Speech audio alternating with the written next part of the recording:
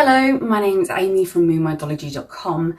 Today I want to look at the disaster that is currently the Middle East.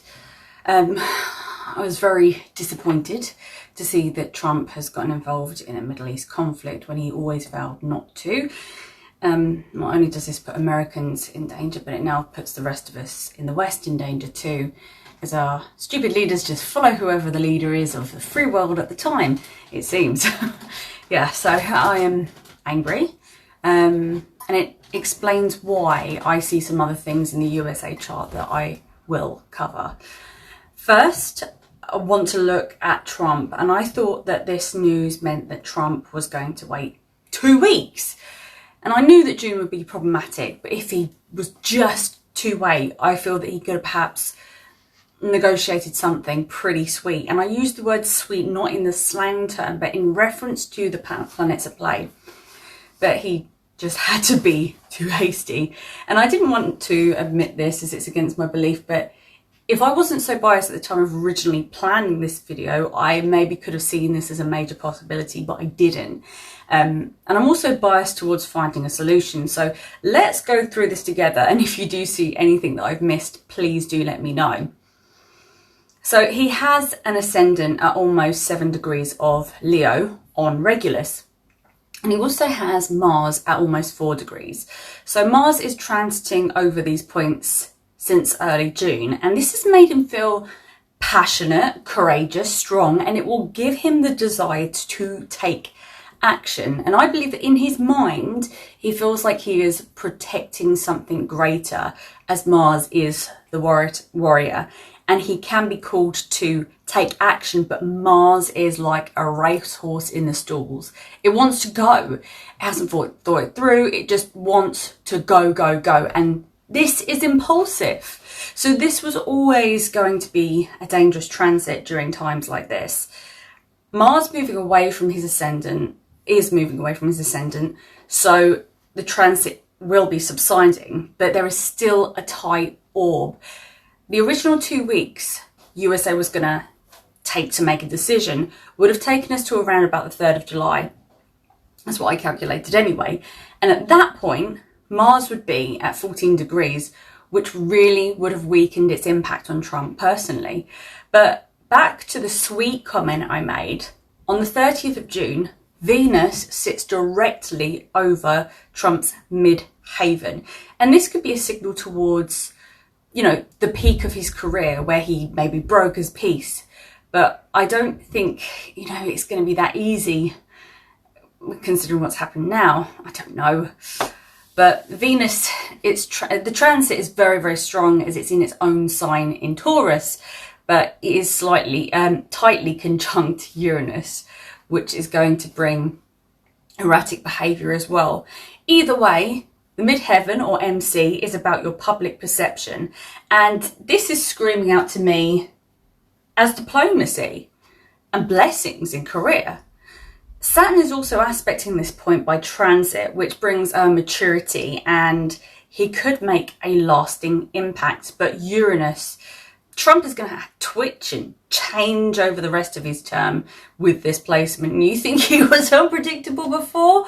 Well, his whole reputation is going to be unpredictable, especially in, you know, as a world power. And yes, it's scary, but it's also scary to his enemies. Bear that in mind. So Venus rules the 3rd and the 10th houses in his chart. So this is going to bring a lot of status and a lot of communication. Venus lives natally in the 12th house in his chart, and Venus is the only planet that feels comfortable in the 12th house. And it does quite well there, but it's very afflicted. So we could see some kind of ending here, but this is a very significant point as he is in the Antara Dasha of Venus. So there can be foreign opportunities as the link is so strong to the 12th house, but there is a significant transformation or even a point of surrender as Pluto is conjunct Venus in his natal chart, and Pluto is currently opposite his natal Venus, and it all links into that 12th spiritual surrender. So there could be a sacrifice of some sort, but this transit has been happening since 2020. When Pluto comes around to aspect his natal Pluto exactly, this could be some kind of soul rebirth or a clearing of what he has outgrown. But that won't be until 2029 though, but he will be moving towards something, and it will be felt especially towards 2028. The Sun and Jupiter are going to be transiting over natal Mercury, and when that happens he could have some clarity, or suddenly talks could start working. This is mental illumination, but his ego could be rather huge at that time, which is so unlike him. But this is a good transit in my opinion, because if he is bragging, then that means something positive is happening, or has perhaps happened by that time. We hope anyway. Overall, that Mars has made him act very impulsively and bring military action to the equation, and this is really on display for the rest of the world. But it's a fading influence. Yet there is a lot going on in that 12th house, which is also behind the scenes. And this is where the real power struggle is happening. There's potentially betrayal, secret negotiations going on, and we can't even see the surface of this as the general public. Alas, this is going to be ongoing. Pluto is the planet of nuclear, so there is going to be that constant conversation as long as it is in that position. Saturn and the 12th indicates a foreign betrayal or intelligence leaks. Saturn and Jupiter in the 11th, this is alliances, and there could be a peace treaty or something occurs, such as a diplomacy. It's maximised around this time as well. Saturn's aspecting the midheaven, which really gives him public duty and burden, and he has to be responsible during this time. And this is almost a time of judgment, as Saturn is that judgment, and his career is really being put under the microscope. History will judge him based on this moment. Luckily for him, an incredibly strong Venus is transiting his 10th house, and his diplomacy is being bolstered. He could potentially make major speeches, peace talks, or there could even just be a calming in global tension.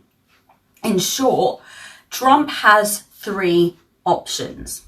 One, he could use diplomacy and deliver a historic speech right at the last moment. So this could be like a Cuban Missile Crisis moment, right, teetering on the edge of World War III, and suddenly everything de-escalates.